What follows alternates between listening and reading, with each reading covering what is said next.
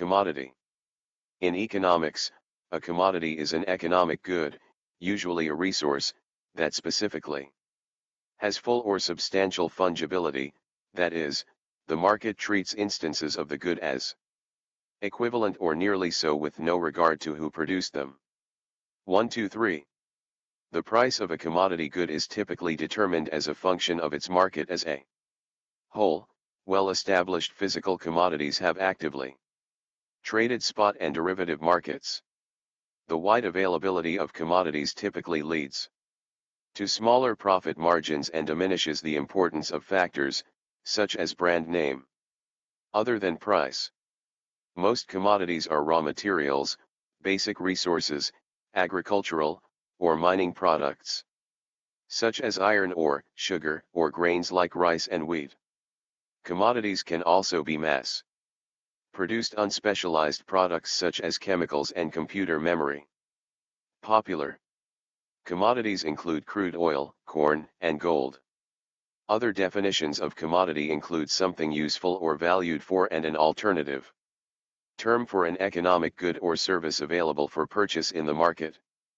5. In such standard works as Alfred Marshall's Principles of Economics, 1920, 6 and Leon Walras's Elements of Pure Economics, 1926-1954, 7. Commodity serves as general term for an economic good or service. Etymology edit. The word commodity came into use in English in the 15th century, from the French commodite, amenity, convenience. Going further back, the French word derives from the Latin commoditas, meaning suitability, convenience, advantage. The Latin word commodus, from which English gets other words, including commodious and accommodate, meant variously appropriate, proper, measure, time, or condition, and advantage, benefit. Description edit. Characteristics edit. In economics, the term commodity is used specifically for economic goods that have full or partial but substantial fungibility, that is, the market treats their instances as equivalent or nearly so with no regard to who produced them. 1. Karl Marx described this property as follows: from the taste of wheat, it is not possible to tell who produced it. A Russian serf, a French peasant, or an English capitalist. 8. Petroleum and copper are examples of commodity goods. 9. Their supply and demand are a part of one universal market. Non-commodity items such as stereo systems have many aspects of product differentiation, such as the brand, the user interface, and the perceived quality. The demand for one type of stereo may be much larger than demand for another. The price of a commodity good is typically determined as a function of its market as a whole. Well-established physical commodities have actively traded spot and derivative markets. Hard and soft commodities edit. World exports of cereals by main commodities.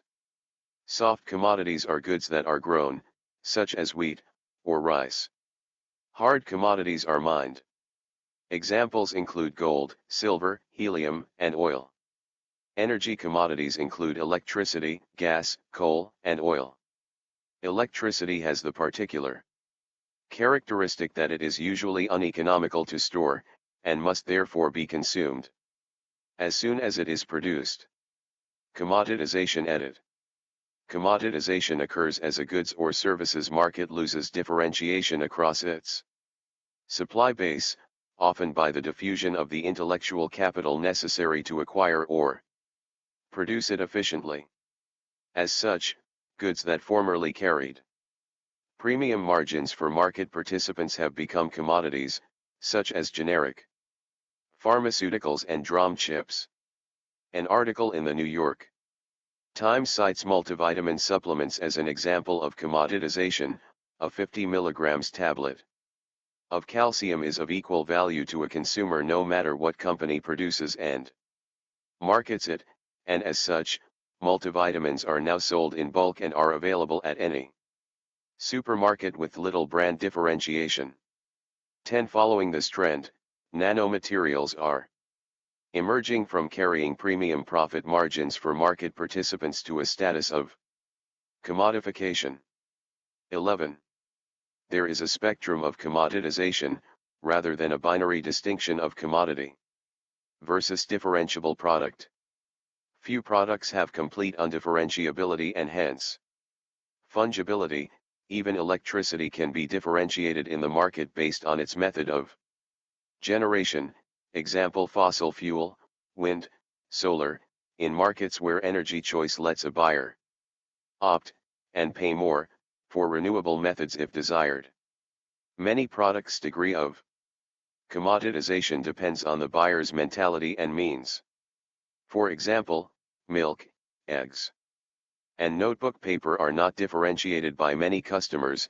For them, the product is fungible and lowest price is the main decisive factor in the purchasing choice. Other customers take into consideration other factors besides price, such as environmental sustainability and animal welfare. To these customers, distinctions such as organic versus not or cage-free versus not count toward differentiating brands of milk or eggs, and percentage of recycled content or forest stewardship council certification count toward differentiating brands of notebook paper. Global Commodities Trading Company Edit. This is a list of companies trading globally in commodities, descending by size as of October 28, 2011. 12. 1. Vital. 2. Glencore International AG. 3. Trafigura. 4. Cargill. 5. Salam Investment. 6. Archer Daniels Midland. 7. Gunvor Company. 8. Mercuria Energy Group. 9. Noble Group. 10. Louis Dreyfus Group. 11. Bunge Limited. 12. Wilmar International. 13. Olam International. 14. Rockwell International. Commodity Trade Edit. Main articles, Futures Exchange and Commodity Market. In the original and simplified sense, commodities were things of value, of uniform quality, that were produced in large quantities by many different producers. The items from each different producer were considered equivalent. On a commodity exchange, it is the underlying standard stated in the contract that defines the commodity, not any quality inherent in a specific producer's product. Commodities exchanges include Bourse Africa, formerly GBOT, Bursa Malaysia Derivatives, MDEX, Chicago Board of Trade, CBOT, Chicago Mercantile Exchange, CME, Dalian Commodity Exchange, DCE, Euronext.live, LIV, Kansas City Board of Trade, KCBT, London Metal Exchange, LME, March à Terme International de France, MATIF, Mercantile Exchange Nepal Limited, MEX, Multi-Commodity Exchange, MCX, National Commodity and Derivatives Exchange, NCDEX, National Commodity Exchange Limited, NCEL, New York Mercantile Exchange, NYMEX, UWO International Trade City, UWO Market. Markets for trading commodities can be very efficient, particularly if the division into pools matches demand segments. These markets will quickly respond to changes in supply and demand to find an equilibrium price and quantity. In addition, investors can gain passive exposure to the commodity markets through a commodity price index. In order to diversify their investments and mitigate the risks associated with inflationary debasement of currencies, pension funds, and sovereign wealth, funds allocate capital to non-listed assets such as a commodities and commodity-related infrastructure. 13. Inventory Data Edit. The inventory of commodities, with low inventories typically leading to more volatile future prices and increasing the risk of a stockout, inventory exhaustion. According to economist theorists, companies receive a convenience yield by holding inventories of certain commodities. Data on inventories of commodities are not available from one common source, although data is available from various sources. Inventory data on 31 commodities was used in a 2006 study on the relationship between inventories and commodity futures risk premiums. 14. Commodification of labor. Edit. See also, labor is not a commodity. In classical political economy and especially in Karl Marx's Critique of Political Economy, a commodity is an object or a good or service, product or activity. 15. Produced by human labor. 16. Objects are external to man.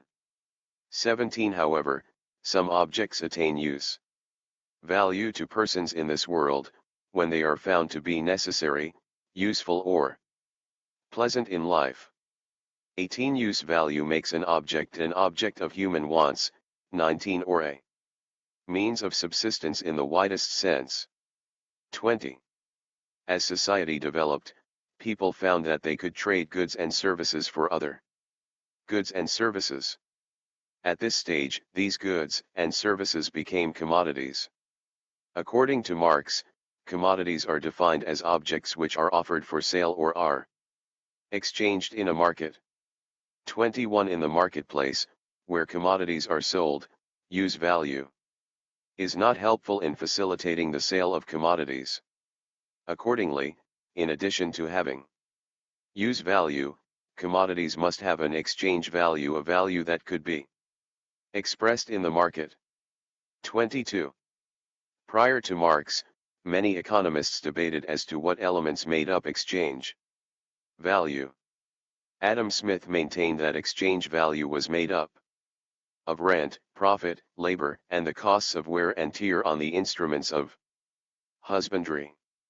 23. David Ricardo, a follower of Adam Smith, modified Smith's approach on this point by alleging that labor alone is the content of the exchange value of any good or service. 24. While maintaining that all exchange value in commodities was derived directly from the hands of the people that made the commodity, Ricardo noted that only part of the exchange value of the commodity was paid to the worker who made the commodity. The other part of the value of this particular commodity was labor that was not paid to the worker, unpaid labor. This unpaid labor was retained by the owner of the means of production. In capitalist society, the capitalist owns the means of production and therefore the unpaid labor is retained by the capitalist as rent or as profit. The means of production means the site where the commodity is made, the raw products that are used in the production and the instruments or machines that are used for the production of the commodity. However, not all commodities are reproducible, nor were all commodities originally intended to be sold in the market. These priced goods are also treated as commodities, e.g. human labor power, works of art and natural resources. Earth itself is an instrument of labor. 25. Even though they may not be produced specifically for the market, or be non-reproducible goods. Marx's analysis of the commodity is intended to help solve the problem of what establishes the economic value of goods, using the labor theory of value.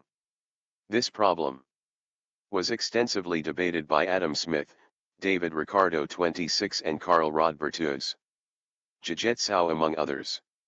All three of the above-mentioned economists rejected the theory that labor composed 100% of the exchange value of any commodity. In varying degrees, these economists turned to supply and demand to establish the price of commodities. Marx held that the price and the value of a commodity were not synonymous. Price of any commodity would vary according to the imbalance of supply to demand at any one period of time. The value of the same commodity would be consistent and would reflect the amount of labor value used to produce that commodity. Prior to Marx, economists noted that the problem with using the quantity of labor to establish the value of commodities was that the time spent by an unskilled worker would be longer than the time spent on the same commodity by a skilled worker. Thus, under This analysis, the commodity produced by an unskilled worker would be more valuable than the same commodity produced by the skilled worker. Marx pointed out, however, that in society at large, an average amount of time that was necessary to produce the commodity would arise. This average time necessary to produce the commodity Marx called the socially necessary labor time. 27 Socially necessary labor time was the proper basis on which to base the exchange value of a given commodity. Commodity supercycle edit. Commodity supercycles are periods of time, around a decade, where commodities as a whole trade at a price that is greater than their long-term moving average. 28 A super cycle will usually occur when there is large industrial and commercial change in a country or world that requires more resources to support the change. As prices rise, goods and services that rely on commodities rise with them. History of super cycles edit. There have been 4 super cycles over the last 120 years worldwide. 29 The first commodity super cycle started in late 1890 and was accelerated on the back of widespread U.S. industrialization and World War I. In 1917 commodity prices peaked, and then entered a downtrend to the 1930s. As war erupted in Europe in the late 1930s, and eventually including the US, the world saw a new cycle begin. Countries were not just preparing for war but also the aftermath of World War II, as lots of Europe and Asia faced heavy rebuilding. This cycle eventually peaked in 1951 and faded away in the early 70s. 30 In the 1970s, as world economies grew, they needed more materials and energy to support expansion, leading to increases in prices across the board. This boom came to an end as foreign investments fled, as extractive industries became nationalized. 30 The most recent of commodity super cycles began in 2000 as China joined the World Trade Organization. 30 China was also in the beginning of their boom. As industry and expansion took off, workers moved into cities as emerging industries took off and offered lots of new jobs and opportunities. In 2008, when the Great Recession hit, it put a halt onto the supercycle as GDPs across the world tanked, leaving many economies in recessions. The next or the fifth supercycle could arrive as the world enters the final phases of the COVID-19 pandemic and starts to build massive clean energy infrastructure in view of the commodity price increase. 31. See also edit. 2000s commodities boom. Commercial off-the-shelf or commercially available off-the-shelf, COTS. Commodification. Commodity, Marxism. Commodity currency. Commodity fetishism. Commodity market risk and values. Commodity money. Commodity price shocks. Commodity price index. List of traded commodities. Sample grade. Standardization. Trade.